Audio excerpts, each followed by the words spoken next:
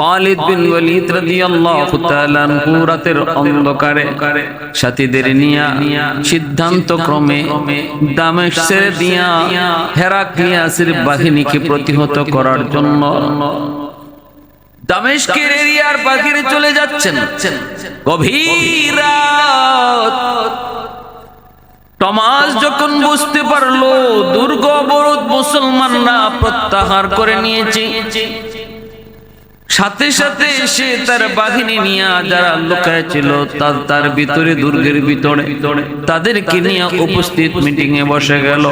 সিদ্ধান্ত হলো তারাও দুর্গ থেকে বের হয়ে মুসলমানরা যেই দিকে যাইতে চায় পিছন দিক থেকে মুসলমানদেরকে হামলা করবে এবং ওই মুসলিম বাহিনীর মধ্যে অনেক নারী আছে, নারীদেরকেও তারা কব্জা করবে, তাদেরকে বান্দি বানাবে, তাদেরকে নিয়ে ফুর্তি করবে। এই চিন্তা নিয়ে সেই বাদশা, সেই দুর্গ সেনাপতি টমাস সঙ্গী সাথী আর সৈন্যদেরকে নিয়ে দুর্গ খুলে দিয়া তারা মুসলমানদের পিছ নিল। তাকায় দেখতে পেল সেনাপতি খালিদ বিন ওয়ালিদ বাহিনী নিয়ে অনেক দূর চলে গিয়েছেন, আর পিছনে নারীদের একটা গ্রুপ তারা পিছনে পড়ে গেছে। টমাসের মনে তো অনেক আনন্দ হওয়ারই তো কথা, কারণ নারী ছিল তার টার্গেট। সে পিছন দিক থেকে হামলা করলো মুসলিম মা বোনদের কাফেলায়।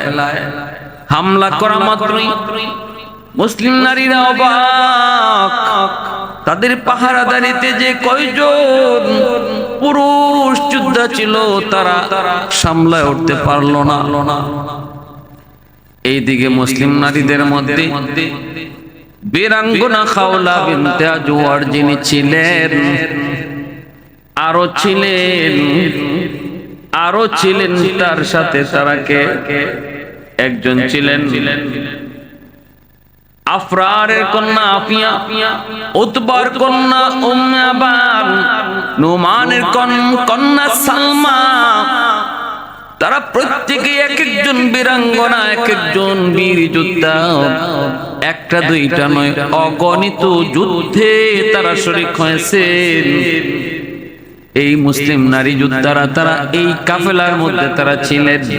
খাওলা যখন বুঝতে পারলেন তারা আক্রান্ত হয়েছেন, রাতের অন্ধকারে টমাসের বাহিনী তাদেরকে পিছন দিক দিয়ে আক্রমণ করেছে, তিনি সাথে সাথে সঙ্গে সাথীদের নিয়ে পজিশন তৈরি করলেন, রক্ত গরম করে একটা ভাষণ দিলেন। ও মুসলিম বোনেরা শোনো, শিয়ালের দল আমাদের উপর ঝাঁপিয়ে পড়েছে। মনে রাখবো আমরা মুসলিম নারী, আমাদের ইতিহাস রয়েছে, আমাদের ইতিহাস হলো বিজয়ের ইতিহাস। রক্তে আমাদের ঈমান, আমাদের অন্তরের মধ্যে খোদা, দিলের ভিতরে আমাদের আল্লাহ পাকের মহব্বত, আর রক্তে রয়েছে ঈমানি স্পিরিট, ঈমানি জজবা। মুসলমান মনে রাখবা, ও বোনেরা আমার খেয়াল করে শুনো, যদি আজ আমরা শহীদ হয়ে যাই আমাদের মৃত্যু নয়, আল্লাহর তৈরি জান্নাতের মেহমান। বেদিন বেঈমানের মৃত্যু আর বেদিন বেঈমান মরতে দেরি, জাহান্নামে যাইতে দেরি না, আর মুসলমান শহীদ হইতে দেরি, আল্লাহর তৈরি জান্নাত পাইতে দেরি না। ওয়ালা তাকুলু লিমান ইউকতালু ফি সাবিলিল্লাহি আমওয়াত بل أحياء ولكن لا تشعرون। আল্লাহ পাক রব্বুল আলামিন বলেছেন, যারা আল্লাহর রাস্তায় শহীদ হয় তোমরা তাদেরকে মৃত বলবা না, তারা জীবিত। কারণ শহীদ যারা হয় তাদেরকে আল্লাহ পাক কবরে খাওয়ায় পড়ায়, মানুষ বুঝে না। শহীদের জন্য সব হিসাব আল্লাহর কাছে মাফ, নামাজের হিসাব দিতে হয় না, রোজার হিসাব দিতে হয় না, শহীদের জন্য সব হিসাব মাফ। ইল্লা দাইন, শুধুমাত্র দাইন ব্যতীত, ঋণ ব্যতীত, অন্যের হক নষ্ট করা, মানুষের হক নষ্ট করা, এই জিনিসটা ব্যতীত আল্লাহর যত হক আছে সব হক আল্লাহ পাক মাফ করে দেন। যে শহীদ হয় সে আল্লাহর তৈরি জান্নাতে বাইপাস চলে যায়। আল্লাহ তৈরি জান্নাতে যাওয়ার বাইপাস রাস্তা একটাই, সেটা হলো শাহাদাত। আর নতুবা জান্নাতে যাওয়ার রাস্তা হলো সরল সঠিক রাস্তা। বাইপাস জান্নাতে যাওয়ার কোনো রাস্তা নেই। জান্নাতে যাওয়ার বাইপাস রোড শুধু একটি, শাহাদাত, আল্লাহর রাস্তায় জিহাদ। খাওলা বিনতে আজওয়ার পরিষ্কার ভাষায় তিনি যখন রক্ত গরম করা একটা ভাষণ দিলেন, সাথে সাথে মুসলিম নারীরা সবাই যুদ্ধের জন্য প্রস্তুত হয়ে গেলেন।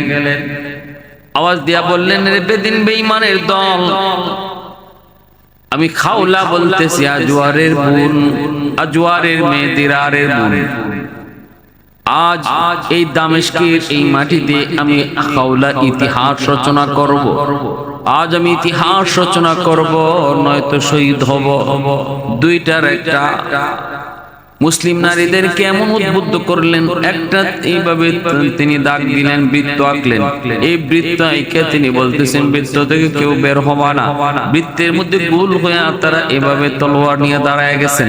দুশমনদেরকে ডাক দিয়ে বলেন, যদি কারো মাথা দেহ থেকে মুন্ড আলাদা করতে চাও, বৃত্তের ভিতরে আইসা ঢুকো। মুহূর্তের ভিতরে দুইজন ঢুকতে চাইলো, সাথে সাথে মুন্ড আলোক করে দিলেন। টমাস তো অবাক হয়ে গেল, তো নারী নাকি অন্য কেউ? তো আগুন, নারী নয়, যেন আগুনের টুকরা। চিন্তা করে হায় হায়, কে সামনে যাবে? আওয়াজ দিয়া কই, এ শিয়ালের দল, তোরা তো কাপুরুষ শিয়াল, তোরা তো রাতের অন্ধকারে মুসলিম নারীদের উপর হামলা করেছ। তাও নারীদের সাথে কোনো তাদের পুরুষেরা নাই, পুরুষ যোদ্ধারা তারা সামনের দিকে চলে গেছে, পিছনের দিকে তোরা লুকায় লুকায় হামলা করেছ। তারপর আমরা মুসলিম নারী, দিলের ভিতরে আল্লাহর প্রেম, চোখে আমাদের স্বপ্ন, জান্নাত আমাদের টার্গেট। অতএব সাহস থাকলে সামনের দিকে আগাও। সাহস হয় নাই টমাস। এবার চিন্তা করলো, না না, কোনোভাবেই তাদেরকে হয়তো কবজায় আনা যাবে না। বিশাল বাহিনীকে টমাস আদেশ দিল, যাও সবাই মিলে একসাথে আক্রমণ করো, কিন্তু জীবিত তাদেরকে আমি চাই। কেউ তাদেরকে হত্যা করবা না, মুসলিম নারীদেরকে তোমরা বন্দী করো। কয়েকজন মাত্র সেই বৃত্তের ভিতরে ঢুকতে চাইল। টমাস দেখতে পেল ঝড়ের গতিতে খাওলার তলোয়ার এমন ভাবে আঘাত করলো, মুহূর্তের ভিতরে সৈন্যগুলার মুন্ড আলাদা করে ফেলল। টমাস তো অবাক। এরপর টমাস আবার আওয়াজ দিয়ে কয়, হে মুসলিম নারী, আমি দেখতেছি তোমার বীরত্ব, তোমার কাহিনী, তুমি কি চাও? তারপর আমি তোমাকে বলি, মনে করো তুমি হত্যা করতেছ, কয়জন করবা বলো? আমার এতগুলো সৈন্য, এত বিশাল সৈন্য বহর, এই সৈন্য বহরের ভিতরে তুমি কয়জনকে হত্যা করবা? একটা পর্যায়ে তুমি দুর্বল হয়ে পড়বা, তুমি আমার হাতে অবশ্যই গ্রেফতার হবে। এজন্য আমি বলি, না না, বাড়াবাড়ি করে লাভ নাই, বাড়াবাড়ি করার প্রয়োজন নাই। তুমি আত্মসমর্পণ করে ফেলো। আমি কথা দিলাম, তোমার সঙ্গী সাথীদেরকে ইজ্জতের সাথে আমি রাখবো, নির্যাতিত তারা হবে না। আর তুমি যে বীরত্ব আর বাহাদুরিয়া দেখাইছো, যে সম্মান গোত্রের মাঝে তুমি অর্জন করেছো, সেই সম্মানও আমি বজায় রাখবো। আত্মসমর্পণ যদি করো, আমি গোত্র প্রধান তোমাকে বিয়ে করে তোমাকে আমি আমার স্ত্রীর মর্যাদা দেব। খাওলা বিনতে আজওয়ার রাদিয়াল্লাহু তাআলা আনহার চোখ দিয়ে যেন আগুন জ্বলতে শুরু হলো। তার কথা শোনা মাত্র চিৎকার দিয়া বলতেছেন, এরে রুমের শিয়ালের দল, এ রুমের শিয়াল, ভালো করে শুন, তুই তো কাপুরুষ, আর আমি কে চিনস নি? আমি খাওলা, আজওয়ারের বোন, আজওয়ারের মেয়ে। আর দারার আমি হলাম আজওয়ারের মেয়ে, খাওলা আর দিরারের বোন। আমি তো ওই দিরারের বোন, যে দিরার খালি গায়ে তোদের সাথে হামলা করার জন্য হাজির হয়। আর তোরা যুদ্ধের বস্ত্র, লোহার বস্ত্র পইরা, লোহার জামা পইরা আমার ভাই দিরারের সামনে তোরা হাজির হতে পারো না, মুন্ড আলাদা করে ফেলে। আমি তো ওই দিরারের বোন, দিরার যুদ্ধের ময়দানে খালি গায়ে হাজির হয়, আর তোরা লোহার বস্ত্র, লোহার কাপড় চোপড় জামা পইরা দিরারের সামনে টিকতে পারো না। আমি তো সেই দিরারের বোন খাওলা, আমাকে তুই বিয়ের প্রস্তাব দাও, তোর মতো কাপুরুষকে আমি বিয়ে করব। আরে আমার ছাগলগুলি রাখালি করার জন্য যদি একটা রাখালের প্রয়োজন হয়, তোর মতো কাপুরুষকে আমি আমার ছাগল রাখালির জন্য প্রয়োজন মনে করব না, নিব না। ভাইরা বন্ধুরা, দিরারের সাথে এইভাবে তিনি কথা বলতেছেন, বাতচিত করেন। পাশে দাঁড়ায় আছে ওনার একজন সঙ্গী, খাওলার বান্ধবী। চোখ দিয়ে ইশারা দিলেন, ইশারা উম্মে আনা। ইশারা দেওয়া মাত্রে উম্মে আনার তিনি তীরটা ইশারায় ঈশা খাওলার ইশারা তিনি বুঝে ফেললেন। মুহূর্তের ভিতরে তীরটা বাইর কইরা ওই টমাসের কপাল বরাবর মেরে ফেললেন। যেই মাত্র তীরটা ছাড়লেন, মুহূর্তের ভিতরে কপাল দিয়া তীর ঢুকলো। কথা বলা অবস্থায় টমাস এখানে সাথে সাথে দুনিয়া থেকে বিদায়। হইচই পড়ে গেল। টমাস দুর্গপতি, দুর্গের লিডার দুনিয়াতে নাই। মুহূর্তের ভিতরে পরিবেশ উল্টে গেল। তাকায় দেখে আল্লাহু আকবারের ধ্বনিতে ঘোড়ার পিঠে সওয়ার হয়ে কে যেন আসে, যার গায়ে কোনো কাপড় নাই, গায়ে কাপড় নাই, যুদ্ধ করে শুধু একজন, সে আর কেউ নয় দিরার। আল্লাহু আকবারের আওয়াজ। বোন দুশমনদের হাতে বন্দী। এই খবর শোনা মাত্রই দিরারের গায়ে আর কোনো রক্ত নাই, সব রক্ত আগুন হয়ে গেছে। আল্লাহু আকবার ধ্বনি দিয়ে যখন সামনে আগান, দিরার চলে আসছে বাহিনী নিয়ে। এই আওয়াজ শোনা মাত্রই এই দুর্গের যত বেদিন বেঈমান ভয়ে কাঁপতে শুরু করলো, দুর্গ ছেড়ে পালাইতে ভাগতে লাগলো। ওই দিন খাওলা বিনতে আজওয়ার দিরারের বোন ইতিহাস রচনা করেছেন। শুধু এমন একটা দুইটা ইতিহাস নয়, এরকম খাওলা বন্দী অবস্থায় দিরার আয়েশা হাজির হয়েছেন। ঠিক তেমনি দিরারও একবার বন্দী হয়েছেন খ্রিস্টানদের হাতে। সেই বন্দী অবস্থা দেখে ওনার বীরাঙ্গনা বোন খাওলা তিনি বাইকে দুশমনদের হাত থেকে মুক্ত করেছেন। ভাই বোনরে মুক্ত করছে, আবার বোনও বাইরে মুক্ত করছে। এই সিরিয়ার দামেস্কে যখন দুর্গ অবরোধ করে রাখেন একদিনের ঘটনা এরকম ভাবে শুনতে পেয়েছেন যে রোম সম্রাটের বিশাল বাহিনী আসতেছে। আমার ভাইরা বন্ধুরা, আল্লাহ হযরত খালিদ বিন ওয়ালিদ রাদিয়াল্লাহু তাআলা আনহু দিরার বিন আজওয়ার কে পাঠিয়ে দিলেন, যাও তুমি যাও, তুমি যায়া তেরে কিসে কইরা করতে আরে বন্ধ বলদের রাতকা করে তা করলে বিন ওয়ালিদ রাদিয়াল্লাহু তাআলা আনহু দিরার বিন আজওয়ার কে তিনি পাঠিয়ে দিলেন রোম সম্রাটের বাহিনী মোকাবেলা করার জন্য। আর তিনি বলে দিলেন, দিরার দোস্ত, যদি বিপদে পড়ে যাও খবর পাঠাও, তবে বেশি রিস্ক নিও না, হাই রিস্ক নিও না। দিরার বিন আজওয়ার এমন একজন সাহাবী, তার জীবনে রিস্ক ছাড়া কোনো কাম নাই, সব কামই তিনি রিস্কে নিছেন। চলে গেলেন বাহিনী নিয়ে, ৫,০০০ বাহিনী নিয়ে চলে গেলেন। যে দেখতে পেলেন তারা দ্বিগুণের দ্বিগুণ, তারা বাহিনী নিয়ে হাজির, যুদ্ধ শুরু করে দিলেন। খালিদ বিন ওয়ালিদ রাদিয়াল্লাহু তাআলা আনহুর কথা ছিল, প্রয়োজন যদি লাগে আমাকে মেসেজ পাঠাও, কিন্তু দিরার যাইয়েই তিনি অতর্কিত হামলা করলেন রোম সম্রাটের বাহিনীর উপর, রোমান বাহিনীর উপর। অল্প সময়ের ভিতরে পরিস্থিতি এমন হলো, দিরারের বাহিনী বিক্ষিপ্ত হয়ে পড়ল। আর হযরত দিরার বিন আজওয়ার রোম বাহিনীর কাছে তিনি বন্দী হয়ে গেলেন। অনেক দুশমনকে তিনি দুনিয়া থেকে বিদায় পাঠ কইরা নিজেও আবার বন্দী হয়ে গেলেন। এই খবর যখন আবার আসলো, মুসলিম বাহিনী তখন পিছনে পড়তে লাগলো, কারণ দেরার বন্দী হয়ে গেছে। আর বেদিন বেঈমান রোমানদের টার্গেটই ছিল দেরারকে বন্দী করা। দেরারকে বন্দী করে ওরা পিছনের দিকে যেতে সরতে লাগলো।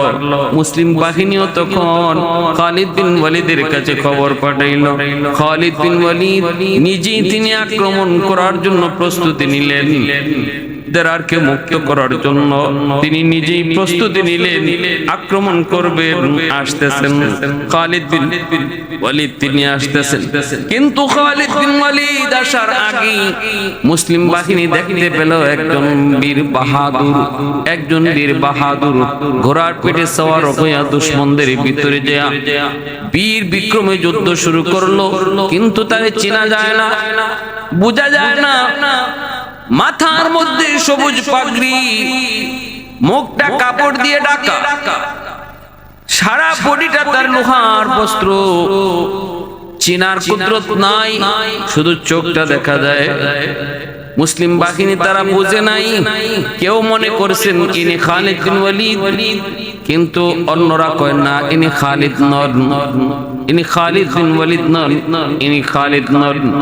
মুহূর্তের ভিতরে তারা দেখতে পেল খালিদ বিন ওয়ালিদ তার বাহিনী নিয়ে আসতেছে, কিন্তু ইনি কে? একা একা দুশমনদের ভিতরে যেয়া তিনি আক্রমণ করে, এক হাতে তলোয়ার আর এক হাতে বর্ষা, কাছাকাছি যেই দুশমনদেরকে বর্ষা দিয়ে আঘাত করে একটা দুইটা দুশমনরে মাটিতে শোয়াইয়া আবার নিরাপদ জায়গায় কুড়া দৌড়ে চলে আসে। আবার নিরাপদ জায়গা থেকে আবারও পজিশন নিয়ে দুশমনের দিকে আগায় আবারও দু চারটা দুশমনকে মাটিতে শোয়া আবারও বীর বিক্রমে ক্ষিপ্র বেগে সে আবার নিরাপদ জায়গায় চলে আসে। এইভাবেই তার আক্রমণ। খালিদ বিন ওয়ালিদ তিনি নিজেও দেখতেছিলেন, কিন্তু কেউ চেনে না, চিনার কথা না। ইনি কে? ইনি নারী না পুরুষ? বাড়ি কোথায়? বয়স তার কেমন? কিছুই বোঝা যায় না, কিন্তু তার বীরত্ব আর বাহাদুরি সবাই দেখতেছি। দুশমনরা পর্যন্ত ভয় পাইতেছে। তার কাছে যে যায় সেই খতম হয়ে যায়, আর যে সে যার টার্গেট নেই তারও দুনিয়া থেকে খতম হয়ে যায়। খালিদ বিন ওয়ালিদ দ্বিতীয় আক্রমণের সময় যখন ইনি ওনার বাহিনীকে সাজাইতেছেন, ওই সময় দেখতে পেলেন ওই বীর বাহাদুর সৈনিক তিনি আস্তে করে খালিদ বিন ওয়ালিদের কাছে আসলেন, নিজের হামলাটা একটু বন্ধ করলেন, কারণ যুদ্ধের প্রস্তুতি রোল সাজাইতেছেন খালিদ বিন ওয়ালিদ। খালিদ বিন ওয়ালিদ তখন আস্তে করে কাছে গিয়ে শুধু বলতেছিলেন, কে আপনি? আপনার কি পরিচয়? আপনার বীরত্ব আর বাহাদুরিতে আমরা সবাই পঞ্চমুখ। আসলে আল্লাহ পাক আপনাকে যোগ্যতা দিয়েছেন, আল্লাহ আপনাকে সাহস দিয়েছেন, কিন্তু কে আপনি? কে? কি আপনার পরিচয়? খালিদ বিন ওয়ালিদ যখন পরিচয় জানতে চান তখন তিনি কোনো পরিচয় দেন না। তিনি ঘোড়া নিয়ে আবার দূরে সরে গেলেন। দূরে সইরা তিনি নিরাপদ জায়গায় দাঁড়িয়ে থাকলেন। খালিদ বিন ওয়ালিদের আরেকজন সাহাবী যায় বলতেছিল, ও আল্লাহর বান্দা, ও আল্লাহর সৈনিক খালিদ বিন ওয়ালিদ, তিনি তো আপনার কমান্ডার, আপনার পরিচয় জানতে চান, কিন্তু আপনি পরিচয় দেন না কেন? ওই লোকেরও তিনি কোনো জবাব দিলেন না দিয়ে তিনি আবারও আক্রমণ করলেন। দুশমনদের আবারও কয়েকটা দুশমনরা খতম করে আবারও নিরাপদে আর জায়গায় দাঁড়ায় থাকেন। এইভাবেই পরিচয় দেন না, পরিচয় দেওয়ার প্রয়োজন মনে করেন না, কিন্তু তার হাত থেকে কেউ বাঁচতেছেও না। খালিদ বিন ওয়ালিদ তিনি ঘোড়া দৌড়ে তার কাছে চলে গেলেন। কাছে যায় তিনি বলতেছেন, একটু দয়া করে আল্লাহর জন্য বলতেছি, আল্লাহর জন্য, যুদ্ধ শৃঙ্খলা বজায় রাখার জন্য বলি, একটু পরিচয়টা দেন। আপনি কি আপনার পরিচয়? কে আপনি? একটু বলেন। যেই মাত্র আল্লাহর জন্য এই যে আল্লাহর ওয়াস্তে করে তিনি পরিচয় জানতে চাইলেন, তখন তিনি তার পরিচয়টা দিতে যায় যখন আওয়াজটা দিলেন, আওয়াজটা শোনা মাত্রই খালিদ বিন ওয়ালিদ যেন তার মাথায় আসমান ভেঙে পড়ল। তিনি আওয়াজটা শুনে বুঝে ফেললেন ইনি কোনো পুরুষ নন, ইনি একজন নারী। আওয়াজটা দিয়ে বলতেছে, ও আল্লাহর তলোয়ার, ও আল্লাহর তলোয়ার, আপনার বীর বাহাদুরি আর বীরত্বের আমি প্রশংসা করি। আল্লাহ আপনাকে অনেক বীর বাহাদুরি, আল্লাহ আপনাকে অনেক সাহস দিয়েছে, আল্লাহ আপনাকে অনেক যোগ্যতা দিয়েছে, উপাধি আপনাকে নবী দিয়েছে সাইফুল্লাহ। সর্বলাইনই আপনি আমার চেয়ে অনেক অনেক অনেক উপরে। আমি ছোট্ট একটা নারী, আমি ছোট্ট একটা বালিকা, আমার নাম হলো খাওলা, আমার ভাইয়ের নাম হলো দেরার, আমার বাবার নাম হলো আজওয়ার। যেই মাত্রই পরিচয় দিলেন তখন খালিদ বিন ওয়ালিদ তিনি বুঝে গেলেন খাওলা বলতেছে আমার ভাইকে দুশমনরা বন্দী করেছে। এই ভাই তো আমার সেই ভাই যার রক্তে আমার বাবার রক্ত আজওয়ার, ওই রক্ত তো আমি খাওলার গায়ে ও ভাইয়ের রক্ত, আমরা তো একই বাবার সন্তান। আমি নিজে ঠিক রাখতে পারলাম না, ভাই বন্দী। এই খবর পাওয়া মাত্রই নারীদের কাছ থেকে আমি বিদায় নিয়ে দুশমনদের উপরে হামলা করেছি। যদিও আপনার অনুমতি নেই, নাই বেয়াদবি হয়েছে, ক্ষমা সুন্দর দৃষ্টিতে দেখবেন। খাওলা ওই দিন তিনি একাই যা দেখাইছিলেন, মুসলিম বাহিনী তারা দেখছে, রোমান সৈন্যরা ভীত হয়ে গেছে। খালিদ বিন ওয়ালিদ তখন বলেছেন খাওলা চলো আর একা নয়, দুজনে মিলে আঘাত করিয়া আর দেরারকে মুক্ত করিয়া নি। খালিদ বিন ওয়ালিদ আর খাওলা বিনতে আজওয়ার দুইজন সেদিন এমন আক্রমণ করলেন, হাজারো হাজারো দুশমনকে কচুকাটা কইরা দেরার বিন আজওয়ারকে আবার মুক্ত করে তারা নিয়ে আসলেন। ইতিহাস রচনা করেছেন মুসলিম ইতিহাসে, মুসলিম ইতিহাসে ইতিহাস লিখে গেছেন খাওলা বিনতে আজওয়ার রাদিয়াল্লাহু তাআলা আনহা কি হযরত দেরার বিন আজওয়ারের বোন খালিদ বিন ওয়ালিদ রাদিয়াল্লাহু তাআলা আনহুর সময়ের একজন না, খালিদ বিন ওয়ালিদ রাদিয়াল্লাহু তাআলা আনহুর সময়কালীন কয়েকজন মুসলিম নারী তারা এরকম নিজেদের ইতিহাস, বীরত্বের ইতিহাস তারা রচনা করেছেন। অতএব ইসলাম এমন এক ধর্ম, যে ধর্ম নারীদেরকে তাদের অধিকার দেয়, নারীদেরকে তাদের মর্যাদা দেয়। একজন নারী সে তার পর্দা পশিদা ঠিক রেখে সে যুদ্ধ বিগ্রহ যদি অংশগ্রহণ করতে পারে, তাহলে নারীকে কোন দিক দিয়ে ইসলাম সম্মান কম দিল? নারী ঘরে থাকবে তার প্রয়োজন না থাকলে, শরীর প্রয়োজন, ইসলামী শরীর প্রয়োজন যদি তার থাকে, তাহলে তাকে ঘর থেকে বের হওয়ার অনুমতিও শরীয়তে দেয়, যুদ্ধক্ষেত্রে অনুমতি দেয়। তাহলে আর কোন জায়গায় দিবেন? প্যারে হাজিরিন, এজন্য ইসলামই একমাত্র ধর্ম, যে ধর্মকে